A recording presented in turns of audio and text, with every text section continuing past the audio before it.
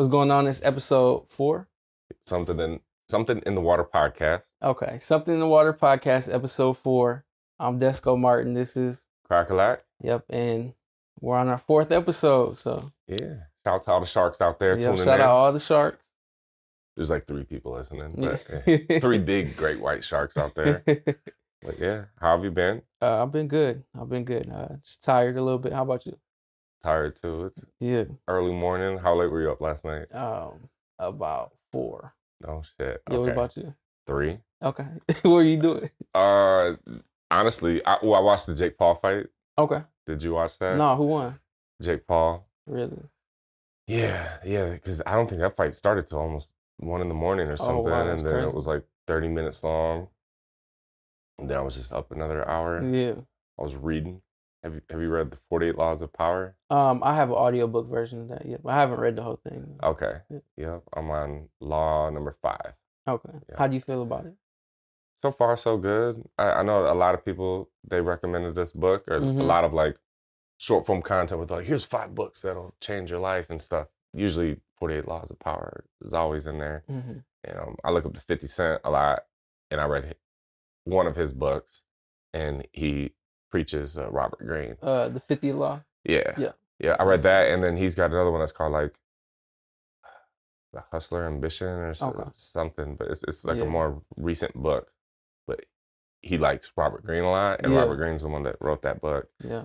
So I think I like adding the stuff to my brain. You know, it's kind of like I look at our brain as like a computer, and then you know how let's say you had a brand new computer tomorrow, the first thing you're gonna do is go in and download all like the fonts, like cool fonts or plugins or all the software that you had to your computer. And so I look at like our brain as like a hard drive. And every time I read a new book, it's like I'm downloading that information to my brain. No, for sure. You know? Yeah. He has another book. I forgot what it's called. Robert Greene? Yeah, I think it's called The Art of Mastery or Mastermind, something like that. Yeah. Yeah, that's a really good book. That's a good book. I like that one. Yeah. What else? Okay, so what have I been doing? Oh, so during the day on the weekends is like time I spend with like family or friends and stuff like that. So like at night is my work time, if that makes sense. So I mean, usually when everyone's like down relaxing, or like if I'm just by myself, I start working. So like I had some work to do at home, just some homework, and then I usually do like video editing when everyone's asleep, or like you know what I'm saying.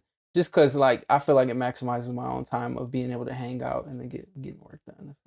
Do you edit with headphones on? Yeah. Okay. Yeah. Earbuds or like no headphones? Actual big wired headphones. Okay. Yeah. Okay. On my way here, I was listening to Man for Real Man. What's that? Your song. Oh, what song is that? Man Up, man. Man Up. Yeah. Yeah. Man Up. That's my favorite vibe of yours. Really? Yeah. Okay. Yeah, because after that song, then it was like rap hip hop stuff. Yeah. Then I hit next, and it was more rap hip hop stuff. I like that too, but I love the vibe. Yeah. It's like a feel good summertime vibe. Yeah. Oh, Man's Heart. Man's Heart. Yeah, Man's Heart. Yeah. I think I got a song called Man Up too, though. Okay. Yeah. But yeah, I like that song a lot. I gotta keep on working on some music. Yeah, man. Yeah. It was a topic that I had. This is not to go to dark, but do you think about death a lot? Yeah. Sometimes I feel like death. Man's Heart. I said I like the vibe. It's so happy. It's feel good. Man's Heart. How often do you think about death? Yeah, I think a lot though. I think that's what kind of drives me, if that makes sense. It's just kind of like I have like a lot of people who've passed away in my life that I feel like, it sounds crazy, but I feel like you kind of, like if you're close to somebody, you kind of live for them in a sense. You know what I'm saying? So like, I remember one year, it was during COVID. Me and my homie Wayne, we lived together, and like I had like 8 to 10 close people pass away.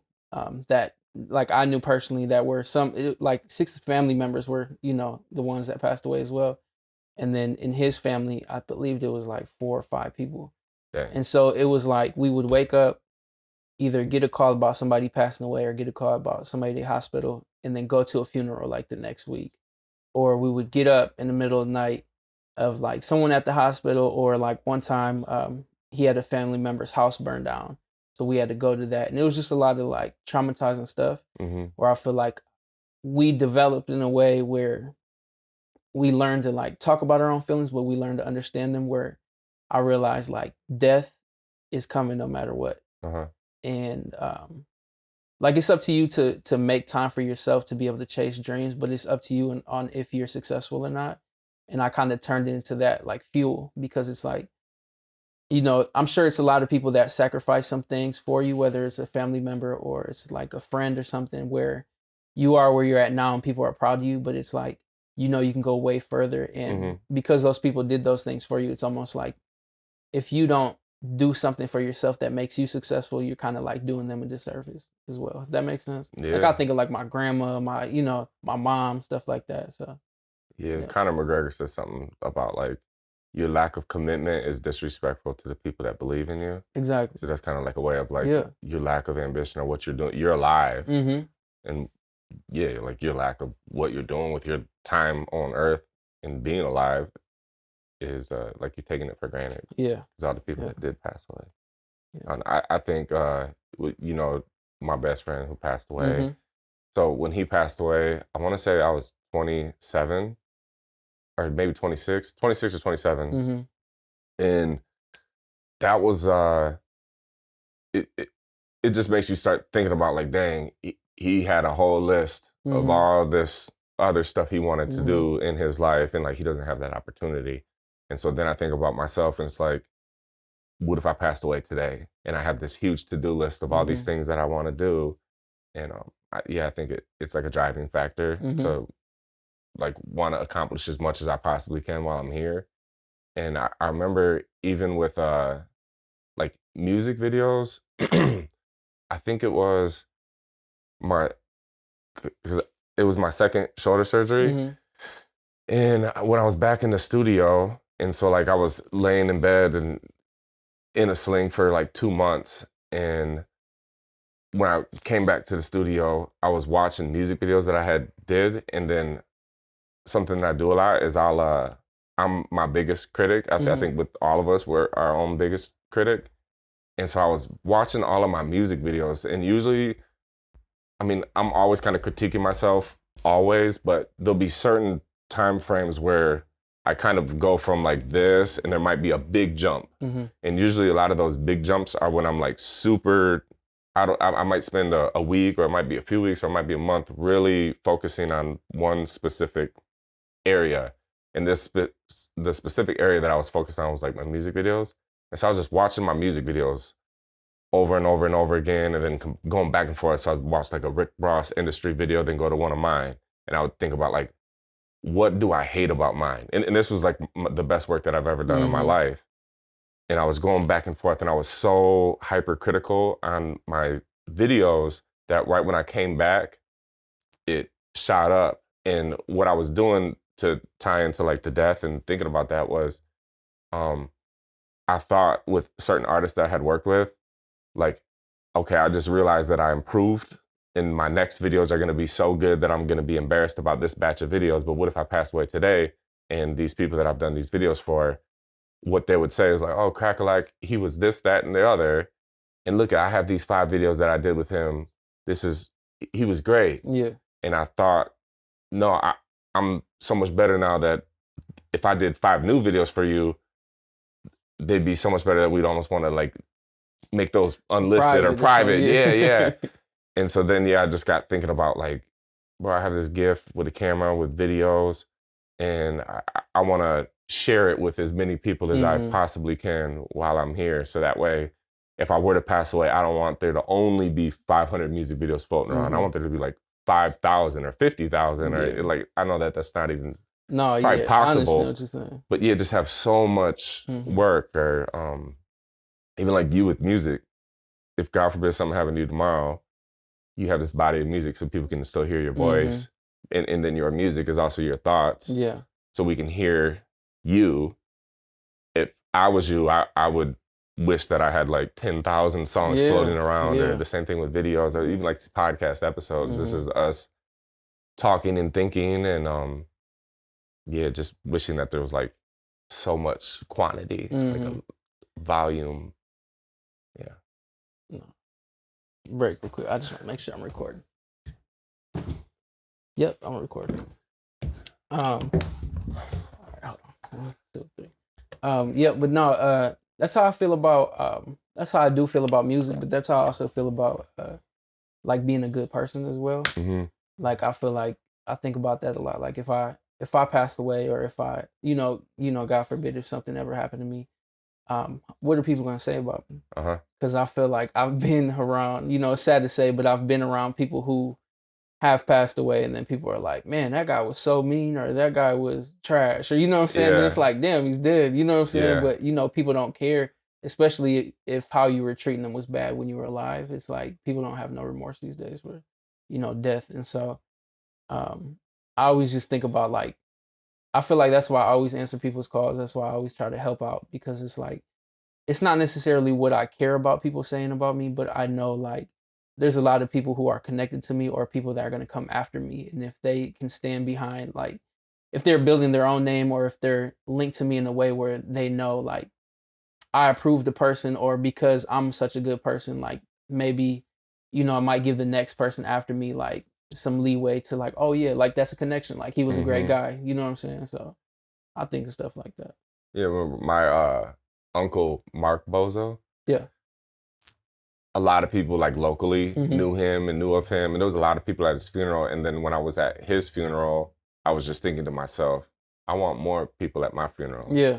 And then when I tied having a lot of people at your funeral, that means having an impact on a lot of people's lives, to where they would take the time out of their day to make sure that they're there at your funeral and stuff like that. And so that's something that I always think about. Is like, I want a lot of people at my funeral. Yeah, and it sounds crazy because like, it sounds crazy when we think about it like that, but, like, I realize that as just, like, walking around everyday life, because I'll, like, see people I haven't seen in a long time.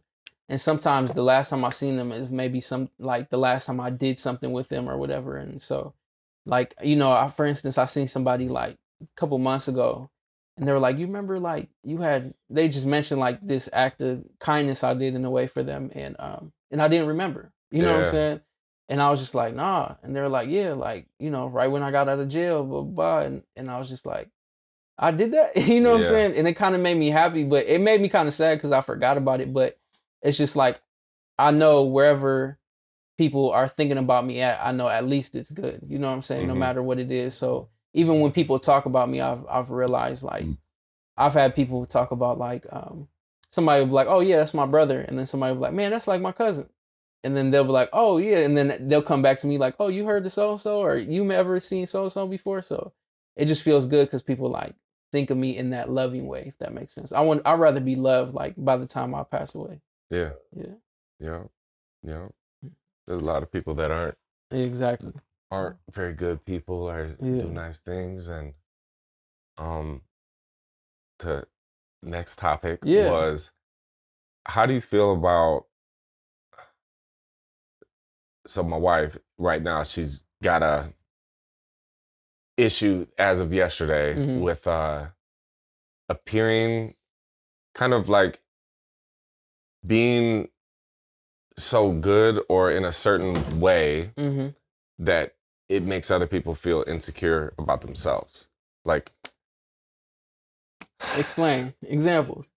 She's a very pretty, pretty woman, and she's had just a lot of, like, random where girls don't like her because she feels like she's pretty. Well, it's like she's very nice, and she puts other people first. Yeah. So she's a great friend to have. But then she's kind of got a history of girls feel threatened. It's kind of like, let's say you're just the average, even a guy. Is like, it an insecurity thing? Insecure. Yeah. Basically being so good at one specific, it could be the way you look, it could be like tall, it could be like muscles or something, that you make other people feel insecure, and they don't like you because you make their insecurities flare up. So it'd be like someone that was really insecure about being chunky, right? And then you go to the beach and then there's this person that's like the perfect body. And you naturally may want to not like them or be like, oh, their body's so perfect. I feel insecure about mine. He's probably a dumb. He's probably mean. He's probably a jerk. But then you talk to them like, oh, and they're nice. It's like, oh. I don't.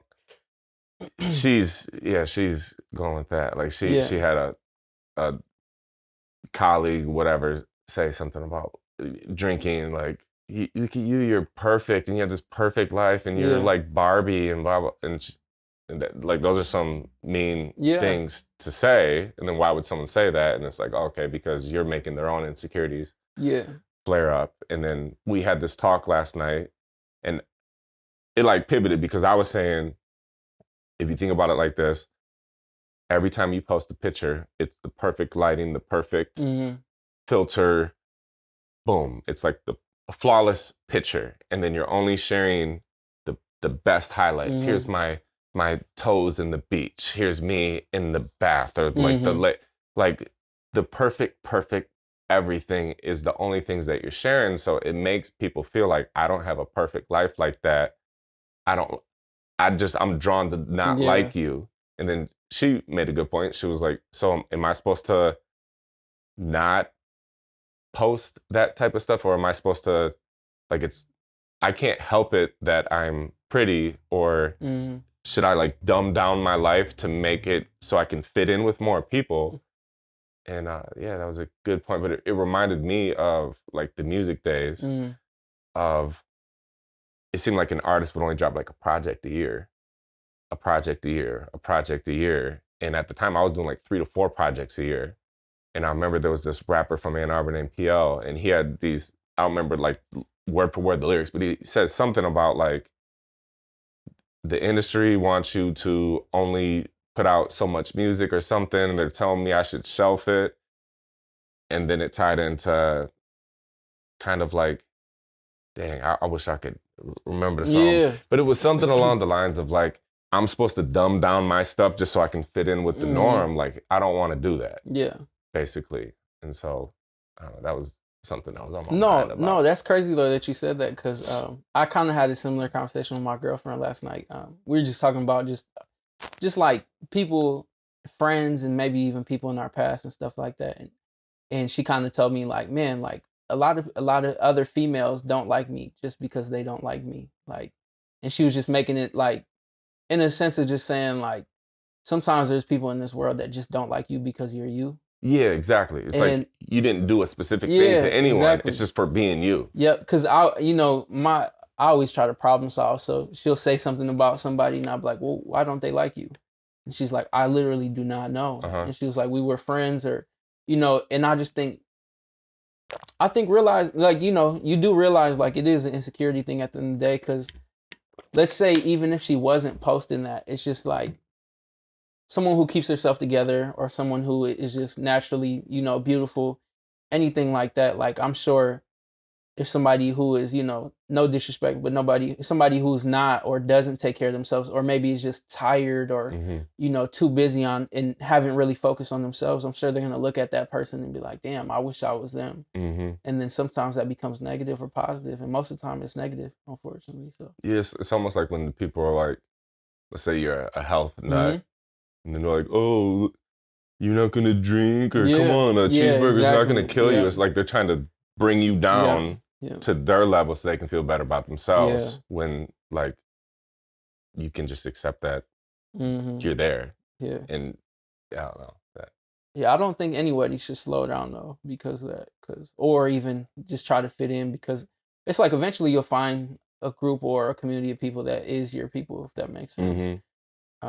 Because I think if you're not, like, the whole point in life, I mean, for some people maybe it's not, but the whole point in life that I see it is to succeed or to grow.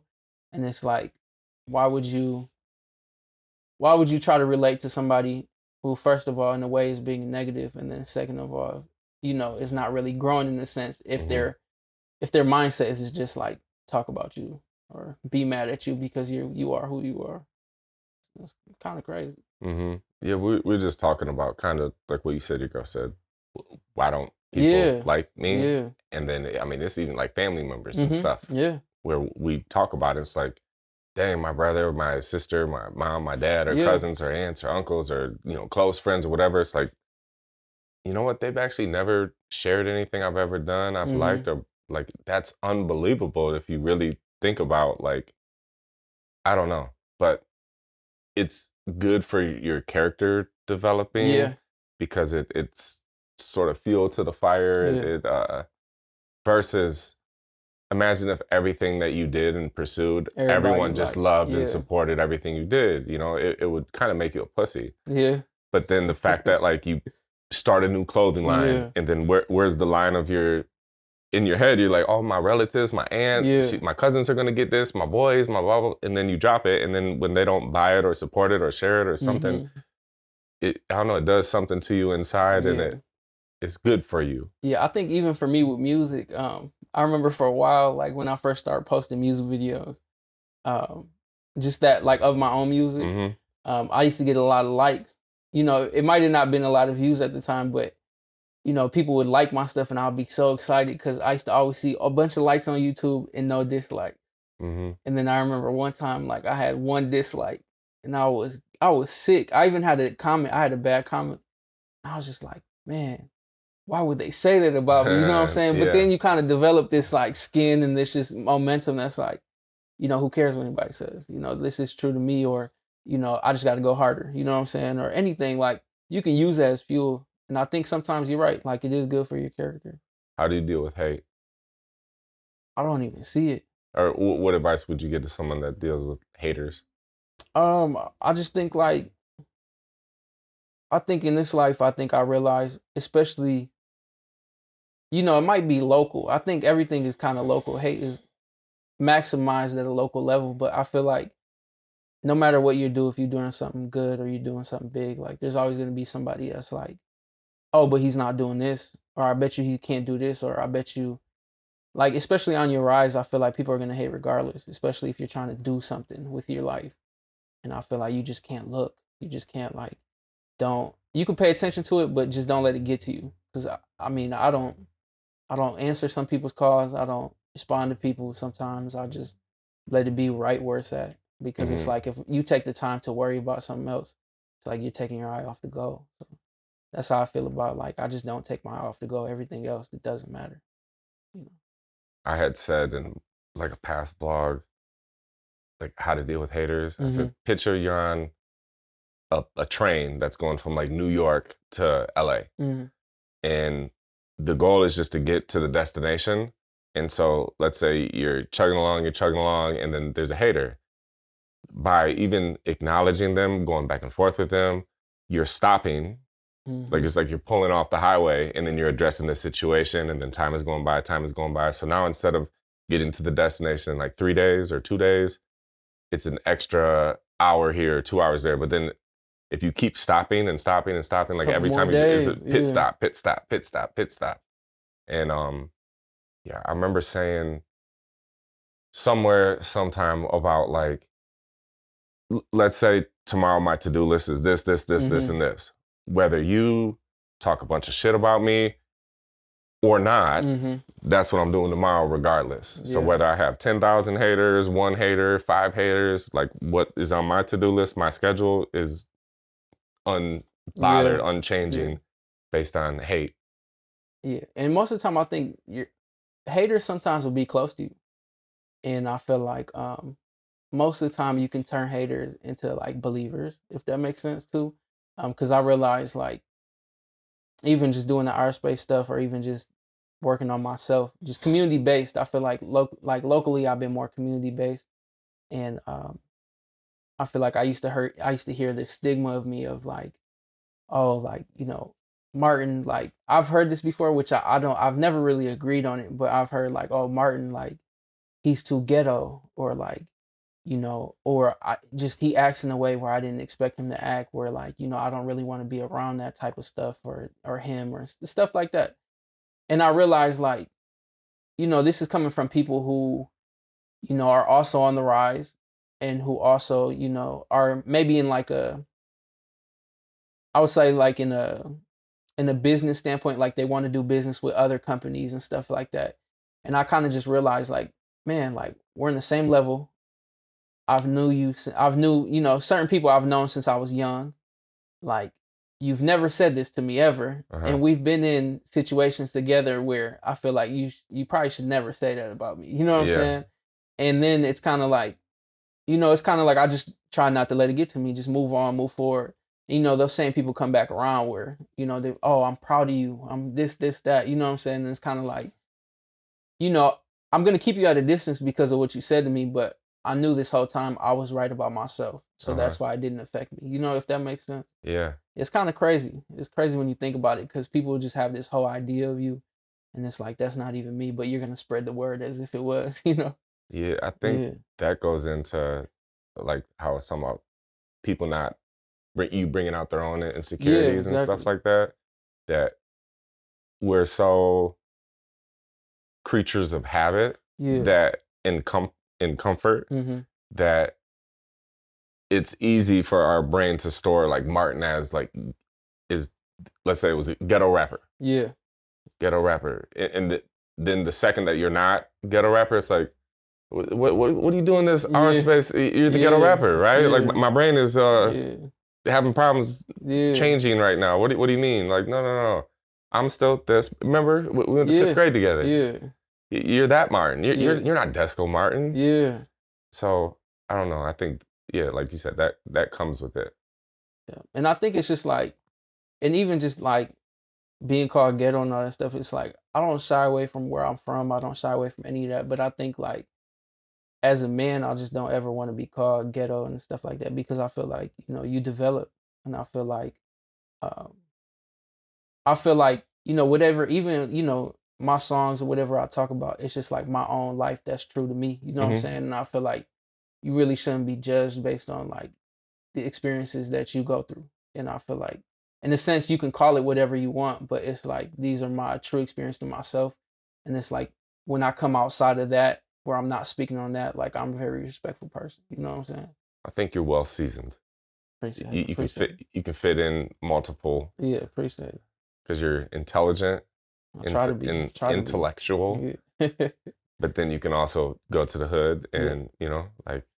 Yeah, I try to be. My mom always told me to be. What she say? She used to tell me like to be able to adapt. Adapt. Like, when I was young, I used to go to like different schools and stuff. I used to always be like, man, I don't feel like I fit in. She was like, well, adapt. She was like, everywhere you go, you got to make sure like, like you can be able to talk to anybody. So. What environment do you feel the most comfortable in? And not even like it could be rooms. Or like it could be the gym, or it could be a library, or it could be around creative people, or. Well, first I would say, location-wise, I feel like my neighborhood. Yeah. Yeah, and then.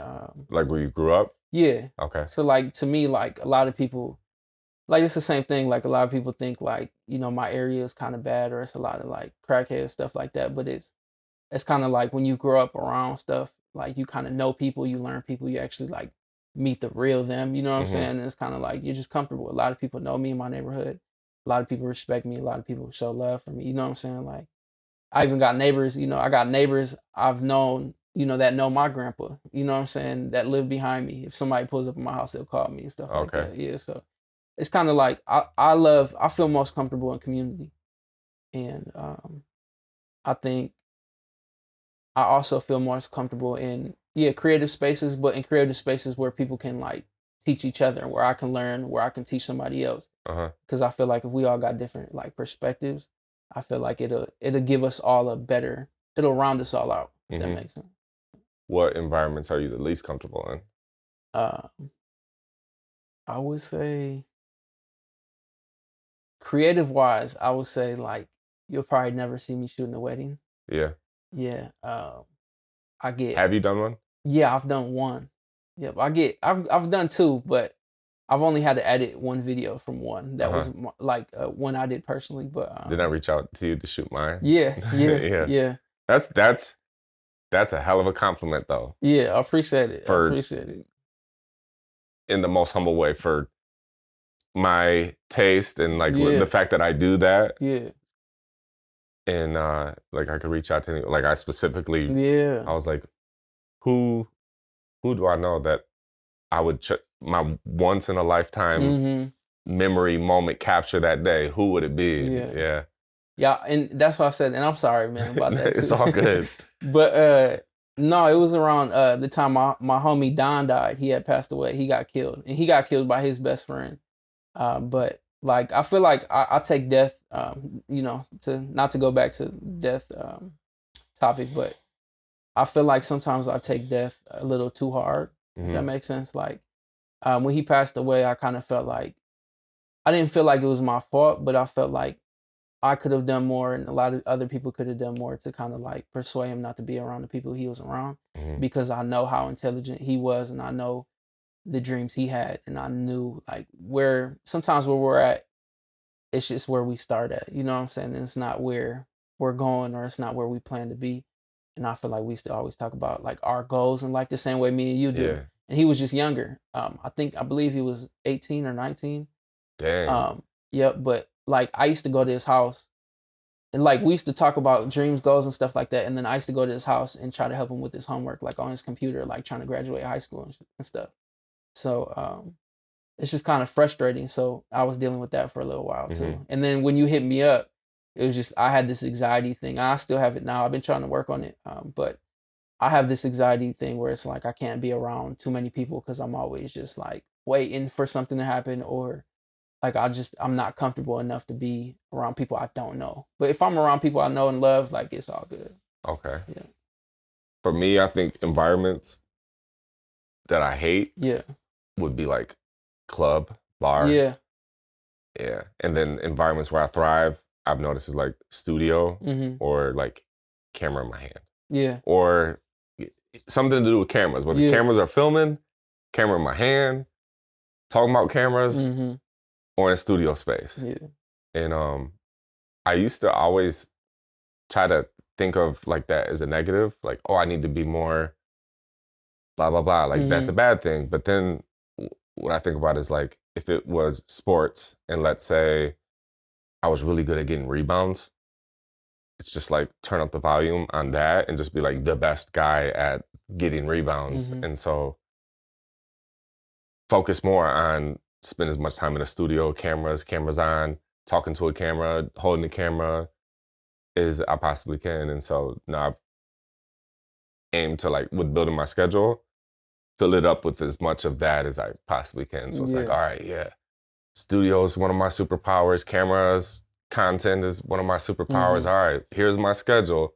Let's drop it there and there and there and there and there. Okay, that's gonna be a good week. I'll be a happy person if I do that. And I'll be good at doing the things because I'm doing that.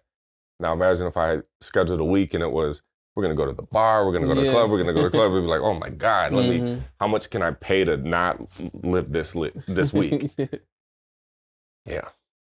How do you feel about this is super changes the subject, but how do you feel about getting massages? I love it. How many have you feel like you've had? Over 100? Really? Yeah. I just had my first one yesterday. What the fuck? Or was it yesterday? I think it was Friday. No, it was yesterday, I think. Your first massage? Yep. Yeah. Yeah. Holy shit. Yeah. You've been missing out. Or how are your thoughts? Elaborate. I don't know. Because the anxiety thing, I can't like relaxing. Yeah, you know how you have to put your face in the circle thing, like you don't know, you're like, you're like, yeah, that's how I felt. I was like, man, like I felt like I damn near had to hide the strap. You know what I'm saying? But no, I just feel like it was well needed. I felt really good afterwards.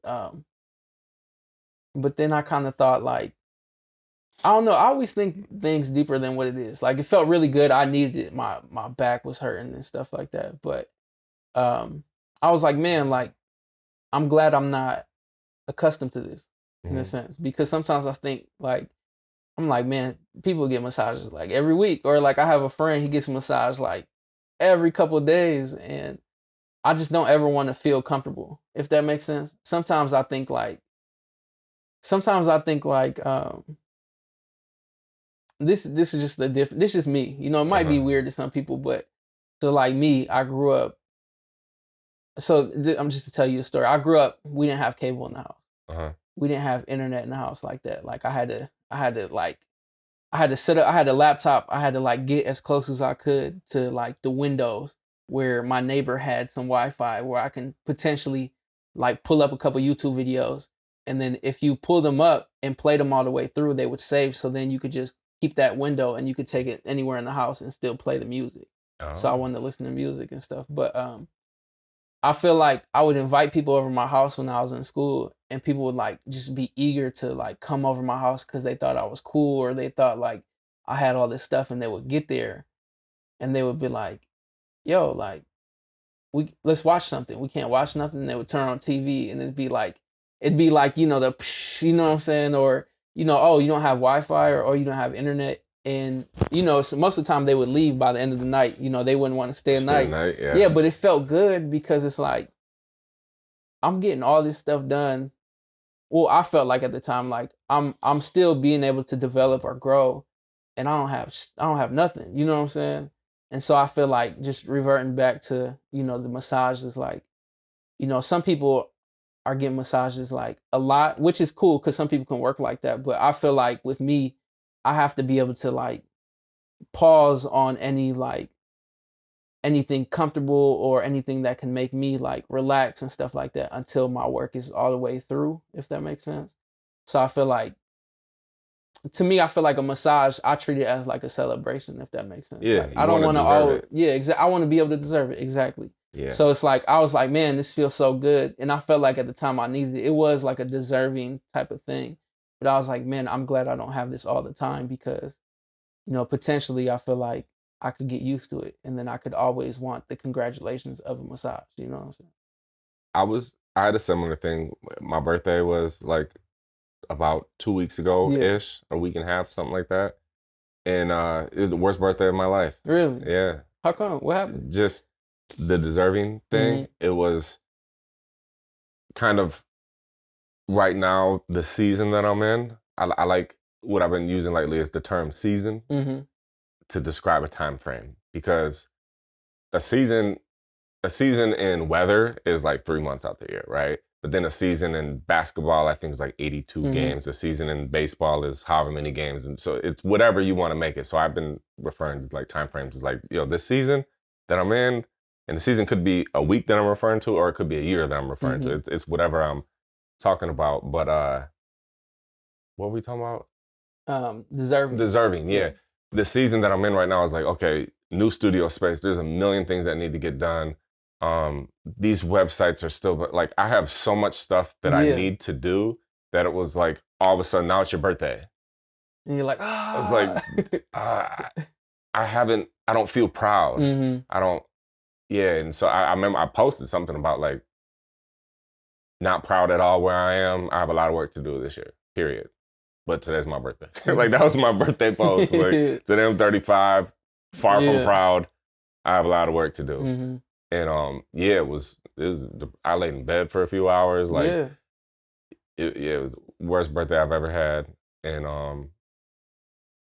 I was telling my wife, I wish that it was weeks from then or months from then to where I could like feel more proud and really celebrate it, or take the day off to chill and stuff. But because I had removed work stuff from my schedule that day, but then I still had customers' videos that needed to be done that I was behind on, and it just really a stress. Yeah. And it's like, hey, it's your birthday. Yeah. It's like you can't really enjoy it. Yeah, didn't enjoy it at all. And yeah, that was it. So it's like deserving it. Yeah, exactly. I'm happy that you got a massage though. Yeah, it felt good.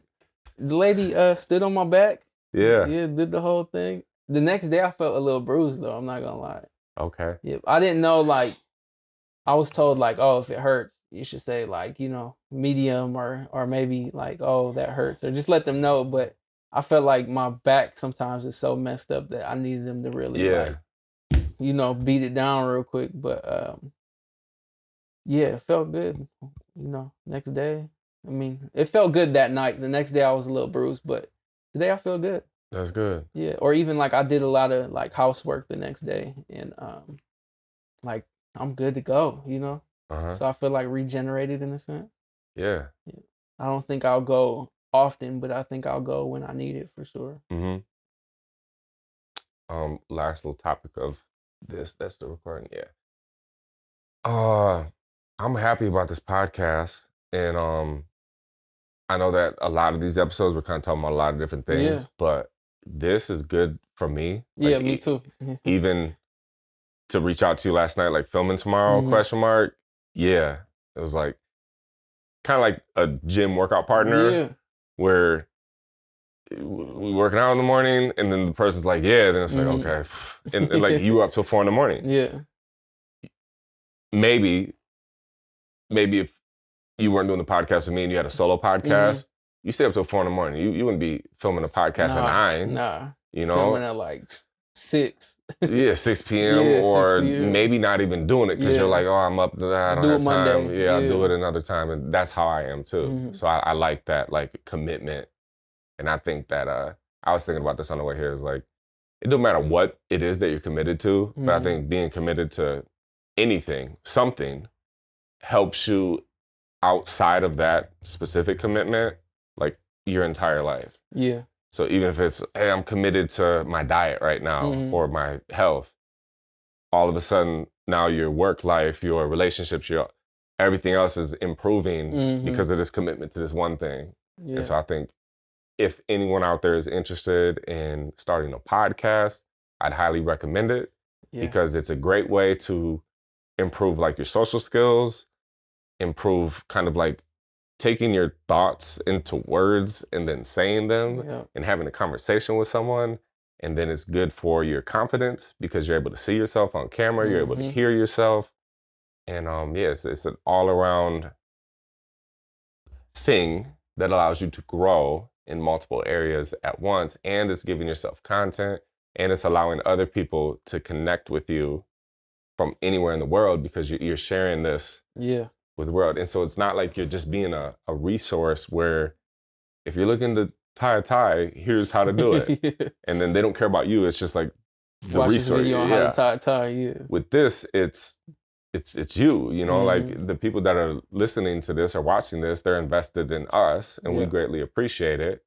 And it helps us, like I said, we're committed to this. And then so now it helps with commitment to other things in our life. Yeah. But I was just thinking about how all that like intertwines together simply from committing to doing a podcast every week. No, for sure. And it helps you get stuff off your chest. I feel like too. It's like therapy. Yeah, for real. And I feel like that's one thing I appreciate about you as well. I feel like is communication.